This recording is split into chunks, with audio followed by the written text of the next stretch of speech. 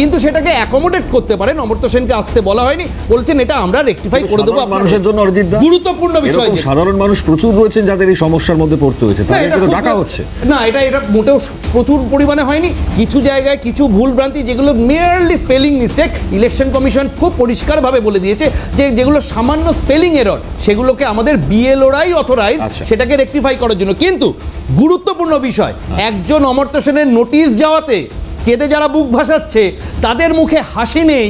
11ই জানুয়ারি 2026 আমাদের উত্তরবঙ্গের লক্ষ লক্ষ চা বাগান এবং সিনকোনা প্লান্টেশনের শ্রমিক ভাই এবং বোনেদের যখন একমাত্র গার্ডেন রেকর্ড দেখানোটাকে ইলেকশন কমিশন এসআইআর এর নথি হিসাবে অ্যাপ্রুভ করে দিল, কোনো তৃণমূল মুখপাত্র বলল না যে হ্যাঁ ইলেকশন কমিশনের এই সদিচ্ছাকে আমরা সাধুবাদ জানাই।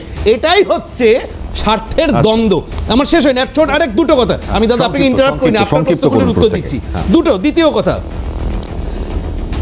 রানীবাঁধে বাঁকুড়ার খাতড়ার কথাটা বলছিলেন, মানুষকে অর্ধসত্য জানানোটাও একটা বড় অপরাধ। বাঁকুড়ায় কি হয়েছে? ইলেকশন কমিশনের আইন কি বলে? ইলেকশন কমিশনের আইন বলে এই যে আজকে আমাদের যে হিয়ারিং ফেজ চলছে, এখানে সাইমালটেনিয়াসলি দুটো কাজ চলছে। একটা চলছে হিয়ারিং, দ্বিতীয় চলছে বিভিন্ন ক্লেইমস অ্যান্ড অবজেকশনের কাজ। এই দুটো কিন্তু প্যারালাল চলছে।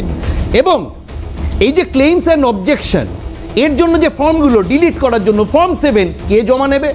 আইন খুব পরিষ্কার ভাষায় বলছে ইআরও অর্থাৎ যারা এসডিও র্যাঙ্কের অফিসার, যাদেরকে ইআরও করা হয়েছে, তারাই এই ফর্ম 7গুলো জমা নেবেন এবং জমা নিয়ে সেটা স্ক্রুটিনির মাধ্যমে অ্যাকসেপ্টও করতে পারেন, রিজেক্টও করতে পারেন। দাদা আমি শেষ করে নি প্লিজ, আর 2 মিনিট নেব, আমি শেষ করে নি প্লিজ। কিন্তু বাঁকুড়াকে কি হলো? দেখা গেল এই ড্রাফট ইলেকটোরাল রোলের উপর হয়তো তৃণমূল বুথ লেভেলে কাজ করছে না। উনি মুখপাত্র তো বলেইছেন যে আমাদের বুথের নেত্রী বলেছেন যে এত কাগজ উল্টে দেখা সম্ভব না, কিন্তু বিজেপির কর্মীরা করছে, বিজেপির বুথ এজেন্টরা করছে। তারা উনি কথাটা বললেন 3000 ফর্ম, উনি চমকে গেলেন। ডাক্তারবাবু শিক্ষিত মানুষ, আগামী দিনে নিশ্চয়ই তৃণমূলের সিম্বলে ভোটে লড়বেন, তখন উনি বুঝতে পারবেন যে এই সংখ্যাটা বড় নয়, কারণ একটা বিধানসভার ভোটার সংখ্যা হচ্ছে 2 থেকে 2.5 লক্ষ। 1 মিনিট শেষ করে নি। গোটা বাঁকুড়ায় যে জিনিসটা চলছে শুনুন, গোটা বাঁকুড়ায় শুধু নয়, গোটা রাজ্য জুড়ে যে নোংরামিটা চলছে সেটা হচ্ছে গতকালকে হুগলির চুচড়োর ইআরও বলেছে ওপরতলার না বললে আমরা ফর্ম 7 জমা নেব না। মালদার ইংলিশ বাজারের ইআরও বলেছে তার অথরিটিই নেই নাকি। বাঁকুড়ার খাতড়াতেও সেম জিনিস হচ্ছে, গোটা বাঁকুড়ায় কোথাও ফর্ম 7 জমা নিতে দিচ্ছেন না। তাহলে বাঁকুড়া জেলায় 7টা বিধানসভা, 14 লক্ষ ভোটার, সেখানে যদি 3000 ফর্ম জমা দেওয়ার প্রয়োজন হয়, সেটা কি বড় সংখ্যা? এবার আমি বলি, এক এক করে বলছি, বাঁকুড়া দিয়ে শুরু করছি, অমর্ত্য সেন দিয়ে শেষ করব। বাঁকুড়া জেলার যেখানে বাঁকুড়ার রানীবাঁধে ধরা পড়েছে, আমাদের প্রশ্ন হচ্ছে তালড্যাংরার ফর্ম সেখানে কি করছিল? ওটা জেলার তালড্যাংরার ফর্ম সেখানে কি করছিল? গোটা জেলার ফর্ম যদি এক জায়গায় থাকে, গোটা জেলার ফর্ম, ভাই আমাকে বলতে দাও, গোটা জেলার ফর্ম, তাহলে এতদিন বসেছিলেন কেন? এসআইআর শুরু হয়েছে সেই কবে? সেই থেকে আজ অবধি বসে থেকেছিলেন কেন? সেই থেকে আজ অবধি বসে থেকেছিলেন কেন? সেই থেকে আজ অবধি বসে থেকেছিলেন কেন? দেখুন আপনারা শুরু হলো যখন 15 নভেম্বর, সেই সময় আপনারা করলেন না। আজকে যখন শেষ হওয়ার 3 দিন আগে, আপনারা খুঁজে খুঁজে বার করে বললেন। এটা 1 নম্বর। 2 নম্বর হচ্ছে যে আমরা বিভিন্ন সংবাদপত্রেও পড়ে দেখেছি যে অমর্ত্য সেনকে চিঠিটা পাঠানো হয়েছিল যে ওনার মায়ের সঙ্গে ওনার বয়সের ডিসক্রিপেন্সি ছিল। আমাদের বক্তব্যটা খুব পরিষ্কার, যিনি সারা বিশ্বের সামনে ভারতের নাম উজ্জ্বল করেছেন, নাগরিকত্ব তার নিয়ে কি আপনাদের কোনো প্রশ্ন ছিল? যাকে ভারত রত্ন দিয়েছিলেন তখন কি মনে করেছিলেন যে তিনি নাগরিক কি নাগরিক নয়? এটা 2 নম্বর। না ভাই, আমি কিন্তু বাধা দিইনি, আমি কিন্তু বাধা দিইনি, আমি কিন্তু বাধা দিইনি। না না না, হ্যাঁ, তাহলে আপনি বলুন, তাহলে আপনি বলুন যে আপনি বলুন যে ভারত রত্নকে আপনারা বাঙালি অস্মিতাকে আঘাত করার জন্য বলেছেন, আপনারা বাঙালি অস্মিতাকে আঘাত করার জন্য বলেছেন, অ্যাবসলিউটলি বাঙালি অস্মিতাকে আঘাত করবার জন্য আপনারা বলছেন।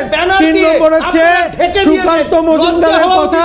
সুকান্ত মজুমদার বলেছেন তাহলে উত্তরপ্রদেশে 3 কোটি বাদ গেল, উত্তরপ্রদেশে আপনারা কি চুরি করে জিতেছেন? তার মানে সুকান্ত মজুমদার যে কথাটা বলছেন, সুকান্ত মজুমদারের কথাটা বলুন। এই হচ্ছে বিজেপি, এই হচ্ছে বিজেপি। যে আমরা যখন শুনি তখন আচ্ছা, বলতে দেয় না। আচ্ছা, আমি বুঝলাম। আমি অমিতাভদার কাছে বেশ অমিতাভদা শুনছেন। জবাব দিন, যোগী কি তাহলে চুরি করে জিতেছিল? তাহলে উত্তরপ্রদেশে 2 কোটি নাম বাদ গেল কি করে? বলুন, এখানে নয়, এসআইআর তো ওখানে হচ্ছে, এখানে তো ওখানে হচ্ছে, এইখানে আমার রাজ্য বাদে আবার অন্য রাজ্যে চলে যাবো আমরা। ঠিক আছে অমিতাভদার কাছে আসতে হবে। ওকে, কতজন বাংলাদেশি ঠিক আছে, বলুন, অরিজিৎ দা। বলুন না, কতজন বলেছেন বলুন। বেশ, বিজেপিকে চ্যালেঞ্জ করছি, বিজেপিকে চ্যালেঞ্জ করছি। বেশ আবার এর সঙ্গে আরো রয়েছে কয়লাকাণ্ডেরই তৎপরতা। আমি আসবো, আরো প্রসঙ্গ রয়েছে আমাদের আলোচনার, আমি আসবো প্লিজ। চলুন আলোচনায় আমরা ডেফিনেটলি যাবো। আমি যেটা বলছিলাম অমিতাভ কাঞ্জিলাল তার কাছে আসবো, তবে তার আগে আরো একটা নতুন টপিকে যেতেই হবে আমাদেরকে, কারণ এরই সঙ্গে আমি যেটা বলছিলাম যে কয়লাকাণ্ড ইডির যে তদন্তের গতি সেটা আবারও ত্বরান্বিত হয়েছে। মানে ইতিমধ্যে আমরা জানতে পারছি যে 8 জন কয়লা ব্যবসায়ীকে তলব করা হয়েছে। আর এই জায়গায় কয়লাকাণ্ডের মামলা এনফোর্সমেন্ট ডিরেক্টরেট ইতিমধ্যেই আপনারা জানেন বা দেখেছেন প্রতীক জৈনের বাড়িতে গিয়ে যে ধরনের ছবিটা সামনে এসছে, তো তা নিয়ে তো তর্ক বিতর্ক চলছেই। তো যাই হোক, আমি প্রথমত যে জায়গাটা অবশ্যই আনবার চেষ্টা করব তা হচ্ছে এই তৎপরতার সঙ্গেই গতকাল ওই শ্রমিক ভট্টাচার্যের খোঁচা দেওয়া কথা আমরা শুনেছিলাম।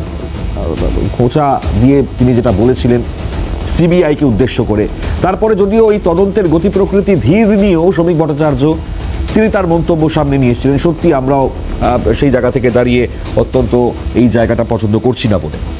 কিন্তু এই জায়গায় আজ যেটা মন্তব্য খুব গুরুত্ব রাখছে তা হচ্ছে দিলীপ ঘোষের মন্তব্য। একটা প্রতিক্রিয়া আপনাদেরকে শোনায় দিলীপ ঘোষের, যেটা নিয়ে অবশ্যই কমেন্টস নিতেই হবে, আমাদের প্রত্যেকের সঙ্গে শেয়ার করতেই হবে। শুনুন দিলীপ ঘোষ কি বলছিলেন, শুনুন।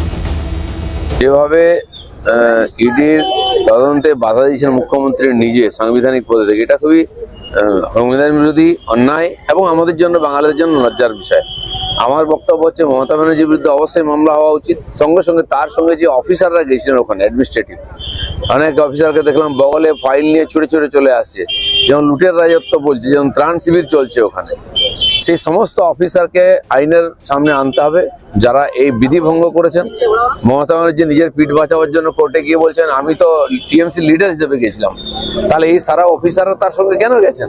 এদের প্রত্যেকের বিরুদ্ধে আইনি ব্যবস্থা নেওয়া উচিত। রাজনৈতিক বিশ্লেষক অমিতাভ কাঞ্জিলাল, অমিতাভদার কাছেই আসবো। অমিতাভদা, মানে এই প্রশ্নটার যাই না আমি ব্যাখ্যা কি হতে পারে?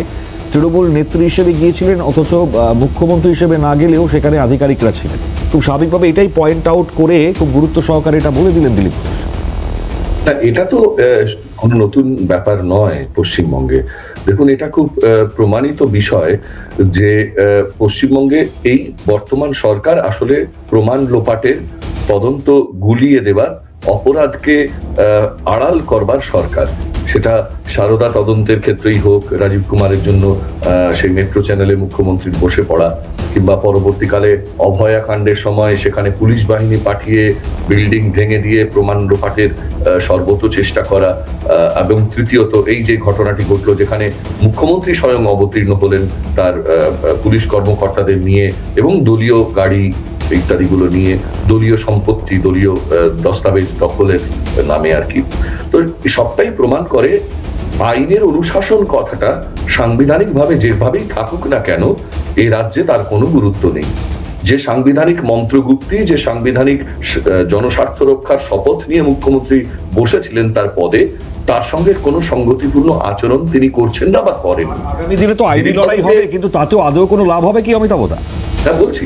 দেখুন, এই যে গতকাল শ্রমিক ভট্টাচার্য যে মন্তব্যটি করেছেন, এইটা আসলে প্রায় একদিনে 2 পাখি মারবার চেষ্টা, বা 3টে পাখি মারার চেষ্টাও বলতে পারেন।